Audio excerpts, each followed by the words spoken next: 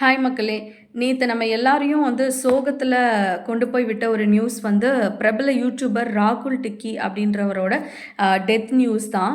So அவரு accident ஆயி தான் இறந்துட்டாரு. அவரோட தலையில அடிபட்டுருச்சு. ஓவர் ஸ்பீட் அண்ட் ஹெல்மெட் போடாதது தான் இதுக்கு காரணம். மேபி ஸ்பீடா வந்திருந்து ஹெல்மெட் போட்டிருந்தா கூட அவரோட உயிரை காப்பாத்திருக்கலாம். ஹாஸ்பிட்டல்ல அட்மிட் ஆகியும் எந்த ஒரு ட்ரீட்மெண்ட்டும் அவருக்கு கை கொடுக்கல.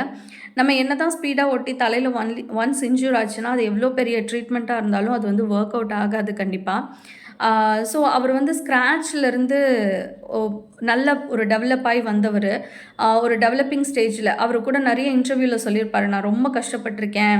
நான் இந்த ஒரு என்ன சொல்கிறது, ரொம்ப பேசிக் லெவலுக்கான வேலைக்கு போயிருக்கேன். அப்பா கிடையாது, அவங்க அம்மா மட்டும்தான். ஸோ மேரேஜ் கூட ஆகி இப்போ தான் லவ் மேரேஜ் பண்ணி ஒரு 1 இயர் தான் ஆகுது. மேபி நிறைய ஃபேமிலி இஷ்யூஸ் இருந்திருக்கலாம். ரீசெண்ட்லி ரொம்ப டிப்ரெஸ்டாக இருந்தார். ஸோ உங்களோட டிப்ரெஷனையோ கோவத்தையோ அந்த வண்டியில் காட்டாதீங்க ஓட்டும்போது. அது கூட ஒரு ரீசனாக இருந்திருக்கலாம். ஏன்னா வண்டி அப்படின்றது ஒரு ஃப்ராக்ஷன் ஆஃப் செகண்டில் என்ன வேணால் ஆகலாம். இதை தாண்டி டிராஃபிக் ரூல்ஸ் அப்படின்னு ஒன்று இருக்குது. இண்டிகேட்டர் போட்டு வண்டி ஓட்டுங்க, ஹெல்மெட் போடுங்க அப்படின்னு. நிறைய பேருக்கு ஹெல்மெட் பொறுத்த வரைக்கும் போலீஸ் இருந்தாங்க, போலீஸ் பார்த்துட்டா போடணும், இல்லை மழை வந்துச்சுன்னா போட்டுக்கணும். இதுதான் ஹெல்மெட்டுக்கான இதாக இருக்குது. ஒன்று வண்டியில் சைடில் மாட்டி வைக்கிறீங்க, இல்லை மிரரில் தொங்க விடுறீங்க, முன்னாடி வச்சுக்கிறீங்க. ஹெல்மெட் அப்படின்றது வண்டிக்கு ஒரு அழகு பொருள் கிடையாது, நம்ம தலையை காக்கிற ஒரு கவசம் அது.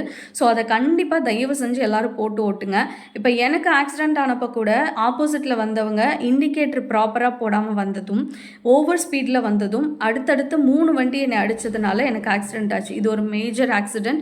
பட் காடுக்கு அடுத்தபடியாக என்னை இந்த ஆக்சிடென்ட்லேருந்து காப்பாற்றினது என்னோட ஹெல்மெட் தான். ஸோ நான் ஒரு லைவ் எக்ஸாம்பிள்னு கூட சொல்லலாம். அவ்வளோ பெரிய ஆக்சிடென்ட்ல என்னோட தலையில் ஒரு சின்ன அடி கூட எனக்கு படலை. ஸோ நீங்களும் யாராவது சொன்னாங்க அப்படின்னா தயவு செஞ்சு ஹெல்மெட் போடுறத அக்செப்ட் பண்ணிக்கோங்க. ஹெல்மெட் போடுங்க அப்படின்னு சொன்னால் உடனே எல்லாரும் சொல்கிற விஷயம் என்ன தெரியுமா? ஹெல்மெட் உனக்கு தான் நீ எல்போடு, நீ போட்டுக்கோ, நீ 10ல் வர 20ல் வர வண்டியை உருட்டிக்கிட்டு போவ அப்படின்னு சொல்லி நிறைய பேர் என்னை சொல்லுவாங்க. பட் நான் அனுபவிச்சிருக்கேன். அதனால் ஈவன் தான் நான் ஓவர் ஸ்பீட் கூட போக மாட்டேன். ஸோ இருந்தாலும் அது ஒரு பயமாகவே இருக்குது. யாராவது உங்கள் ஃப்ரெண்ட்ஸோ ஃபேமிலி மெம்பர்ஸோ சொன்னால் தயவு செஞ்சு கேளுங்க, ஹெல்மெட் வியர் பண்ணி போங்க. இந்த தெருவுலேருந்து அடுத்த தெருவுக்கு தானே நான் போகிறேன், இங்கேருந்து இங்கே பக்கத்தில் தான் போகிறேன், இங்கேருந்து இங்கே பக்கத்தில் போனால் கூட தெருவில் டேர்னிங் ஆகும்போது கூட எத்தனையோ பேருக்கு ஆக்சிடென்ட் ஆகி இறந்துருக்காங்க, இல்லை சீரியஸ் கண்டிஷன் போயிருக்காங்க. நான் லாங்கில் போகிறப்ப தான் போடுவேன்னா எங்கள் ஆக்சிடென்ட் லாங்கில் போகிறப்ப மட்டும்தான் நான் ஆவேன் அப்படின்னு சொல்லிட்டு ஏதாவது சொல்லிட்டு வருமா? கண்டிப்பாக இல்லை. உங்களை நம்பி இருக்கிற உங்கள் பசங்க, உங்கள் family members, that is wife, இல்லை அம்மா அப்பா, இவங்கள ரொம்ப தவிக்க விட்டுறாதீங்க தயவு செஞ்சு. ஆக்சிடென்ட் ஆகி போய் நீங்கள் படுத்துக்கிட்டு லட்சமாக நம்ம சம்பாதிச்சதெல்லாம் கஷ்டப்பட்டு உருவாக்குனதெல்லாம் அழிக்கிறதுக்கு ஒரு ஹெல்மெட் போடுறது, ஒரு டிராஃபிக் ரூல்ஸை ஃபாலோ பண்ணுறது பெஸ்ட்டு. அதை தாண்டி இன்றைக்கி இருக்க காலத்தில் பசங்க ஃபேஷனுக்காக பைக் வாங்குறது, வண்டியில் படுத்துட்டு ஓட்டுறது, அதெல்லாம் யோசிச்சு பாருங்கள். நம்ம ஸ்பைனல் கார்டு எந்த அளவுக்கு அது நாளடைவில் டேமேஜ் ஆகும், இல்லை நம்மளோட ஹெல்த்துக்கு அது எவ்வளோ பெரிய அஃபெக்டை கொண்டு வரும் அப்படின்றது இல்லை. ரொம்ப சவுண்டாக ஹார்ன் வச்சுக்கிறது, ஸ்பீடாக போகிறது. எனக்கு தெரிஞ்ச நிறைய பேர் ரீசெண்டாக ஆக்சிடெண்ட் ஆகிருக்காங்க. ரிப்பீட்டடாக ஆக்சிடெண்ட் ஆனவங்களாக இருக்காங்க, சேம் இந்த ஓவர் ஸ்பீட் இஷ்யூனால். அண்ட் என்னோடய ஃப்ரெண்டு கூட ரீசெண்டாக தலையில் அடிபட்டுருச்சு. ஸோ லைட்டாக தான் அடிபட்டுச்சு, பட் ரத்தம் கசிய ஆரம்பிச்சிருச்சு பிரெயின்லேருந்து.